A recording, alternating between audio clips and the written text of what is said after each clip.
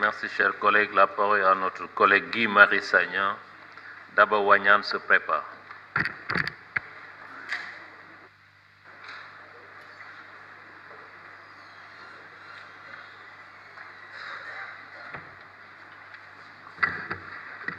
nuyuwaat naa leen yéen ñëpp ci seen tur ak seen sant.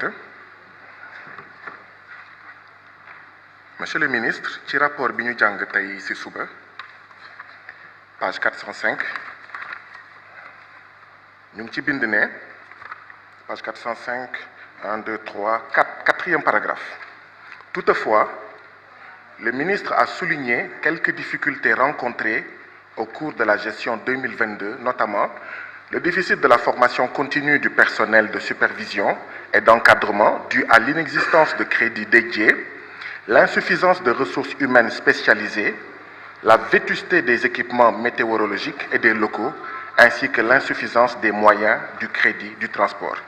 ci gàttal fii daal yaa ngi fi wax jafe-jafe yi nga xam ne ci tënk ñàkkum xaalis moo ko waral. ñu ñëw ci page 406 troisième paragraphe. Cependant, députés yi ñooy wax, ils n'ont pas manqué de souligner la faiblesse du budget du ministère et plus particulièrement les montants dérisoires qui ont été alloués à certaines structures importantes telles que la direction des transports aériens qui ne dispose que d'un budget de 12 millions de francs CFA et l'Agence nationale de l'aviation civile et de la météorologie ANACIM.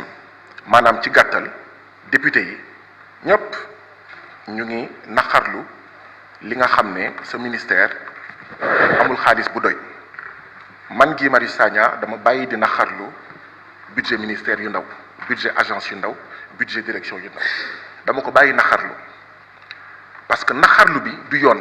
ñun député yi waratuñu naqarlu budget bu ndaw ci ministère ndaxte li tax budget ministère yi ndaw ñun ñëpp xam nañ ko sàcc alalu askan bi la.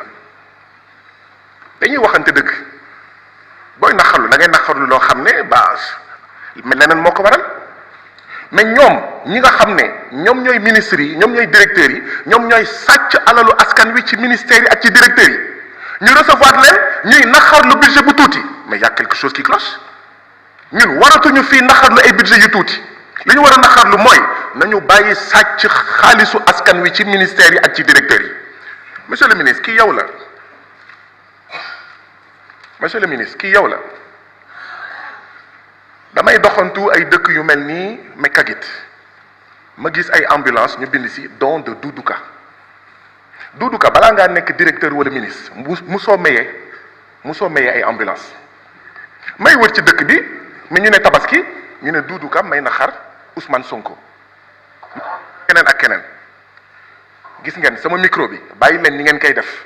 Depuis quelques jours, quand je parle au niveau du micro, c'est comme s'il y a une tentative de sabotage. La qualité de la communication n'est pas bonne. Vous arrêtez ce que vous faites. Nous leen ñu tere RTS, tere leen ñu Soleil, tere ñu APS, ñu ñëw fii vous faites des sabotages sur le micro. Vous arrêtez ça.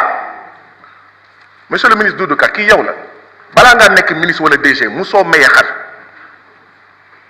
Monsieur le ministre balaa nga nekk ministre wala DG non du loolu sax laay wax AIBD man Casamance man doomu Casamance la doomu Ziguinchor la donc Casa Sport sama xol laa ko teg ni ma tegee tous les clubs sénégalais sama xol. Monsieur le ministre lu tax parce que dañ la nommé AIBD nga jël 50 millions jox ko Casa Sport. Je précise Casa Sport war nañ ko may ay milliards.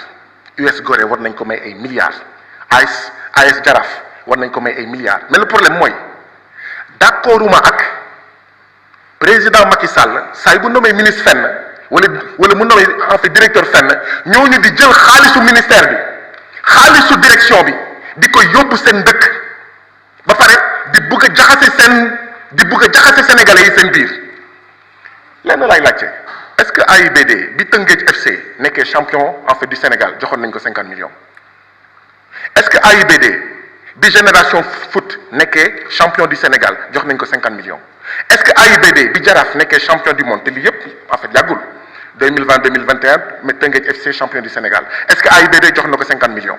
Génération Foot 2018 2019 est-ce que AIBD jox na ko 50 millions ASC Jaraaf 2017 2018 moo nekk champion du Sénégal est-ce que AIBD jox nañ ko 50 millions. Ce que je dénonce et que je vais continuer à dénoncer et ce que j'ai toujours dénoncé mooy Macky Sall dafa war a bàyyi di jël ses ministres et ses directeurs naan leen utiliser l'argent des ministères et des directions pour gagner vos bases politiques. Il faut arrêter ça parce que da ngeen di jaxase Sénégalais yi seen biir mooy indi ñenn ñi naan waaw kii de lu mu jël yóbbu ko Casamance kii lu mu jël yóbbu ko Kaffrine kii lu mu jël yóbbu ko Ziguinchor. Vous ne construisez pas une nation comme ça. Non, vous détruisez une nation. Man dañuma AIBD chaque année champion du Sénégal mu jox ko 50 millions. Mais au nom de quoi? Parce que yow yaa fa jaar yow yaa fa nekk momentanément njiit bi ngay jox 50 millions AIBD. Et quand on le dit ici ñu naan woy waa Wallu waa Yewwi Askan Wi dañuy saaga ay ministres ak ay directeurs. Mais non, ce sont les ministres et les directeurs voleurs qui insultent le peuple en volant les deniers publics, en pissant sur le peuple et en faisant croire au peuple qu'il pleut. C'est ça la vérité. Et ça, vous ne voulez pas le dire. Lii ngeen bëgg ñu tere ñu wax ko. Non, on n'est pas là pour vous humilier. Par contre, c'est vous qui êtes là pour nous humilier. Chaque fois, vous envoyez des nervis, élections en dehors des élections, et vous parlez d'humanisation de la politique. En donnant un mouton à Ousmane Sonko. Ousmane Sonko n'a pas besoin de votre mouton. La présidente Aïda Mbodj n'a pas besoin de votre mouton. Le président Khalifa Ababacar Sall n'a pas besoin d'un don de mouton de votre part. Vous voulez humaniser la politique? Vous arrêtez, vous cessez d'être un nervi de l'APR. Vous êtes une très mauvaise nouvelle. Votre nomination sur ce ministère est une très mauvaise nouvelle pour le Sénégal. Parce que c'est la promotion d'un nervi au service du président Macky Sall. Et ça, c'est inacceptable. Vous n'avez pas honte? Ousmane Sonko refuse de prendre votre mouton. Vous dites, oui, c'est un khawmalan contre l'humanisation de la politique.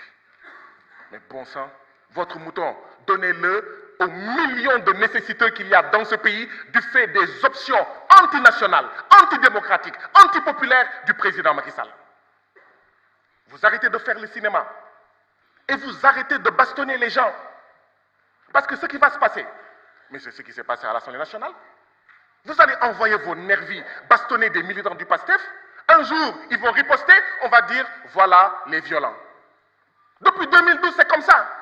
Mais c'est pour ça que oui, certaines dénonciations sont hypocrites. Parce que ce qui se passe à l'Assemblée nationale n'est pas déconnecté de ce qui se passe dehors. C'est ce qui se passe dehors depuis 2012, avec vos pratiques de violence sur les activistes, sur les mouvements citoyens, sur les opposants, sur les leaders politiques, qui a lieu ici. Et malheureusement, ça s'est traduit par les faits, par les incidents, par les événements que tout le monde déplore. Mais lan mooy ndey ji? Mais ici, c'est le Sénégal, ça ne vous appartient pas. Ça ne nous appartient pas, mais ça ne vous appartient pas. Pourquoi régulièrement vous utilisez l'argent des Sénégalais pour payer des nervis? Pourquoi régulièrement vous utilisez l'argent des Sénégalais pour en fait consolider votre base politique? Ce sont des crimes économiques. FONGIP, scandale. AIBD, scandale. C'est pour ça que je dis oui, vous êtes une très mauvaise nouvelle à la tête de ce ministère. Et ce sont ces scandales-là que vous commettez, que vous avez commis par d'autres ministres, par d'autres directeurs, commis également par le parrain des détournements dans ce pays. Je veux citer son Excellence, Monsieur le Président de la République du Sénégal, Macky Sall, qui réduisent les ressources yi nga xam ne dafa waroon dem ci askanu Sénégal. C'est ça la vérité. Du loolu rek. Tey ministre de l'économie et des finances bu ñëwee dinañ waxtaan ci leneen li nga xam ne moo waral Sénégal ndóol bokk ci ñaar fukki réew ak benn yi gën a ndóol mais benn bi mooy sàccum xaalis bi man nag du ma ñaaw ba pare ñàkk fayda du ma xaar tubaab yi naan africains yi ils ont des dictateurs ñooy sàcc xaalis moo tax patati patata du ma ko xaar maa koy waxal sama bopp ñun ñoo war a bari suñu bopp ñun ñoo war a xeex suñu bopp pour arrêter la classe politique quelle qu'elle soit y compris si demain Ousmane Sonko devenait président ou si demain Khalifa Ababacar Sall devenait président, nous devons lutter contre les détournements. Dafa doy. Arrêtez de détourner l'argent du pays. Arrêtez de détourner. Bàyyi leen di sàcc xaalisu askan wi pour rek politique, pour consolider cette base politique. C'est ça la vérité. Et ça, si nous n'avons pas le courage de le faire, ce ne sont ni les Français qui vont venir le faire à notre place. Ce ne sont pas les Américains qui vont venir le faire à notre place. Il faut arrêter. Il faut arrêter. Humaniser la vie politique, c'est arrêter d'insulter les gens. C'est arrêter de bastonner les gens, tout simplement parce que, d'accord, beaucoup nous gis ak yen. C'est ça, humaniser la politique. Mais c'est pas toog fii di may xar, d'accord, boo xam ne mais xaalis bi da ngeen ko détourner, je vous remercie. La parole est à notre collègue Daba Wanyan. Ndeye Rama Sissoko se prépare.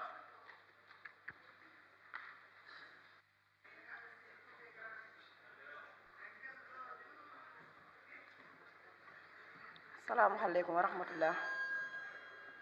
Monsieur le ministre des Transports aériens et du Développement des Infrastructures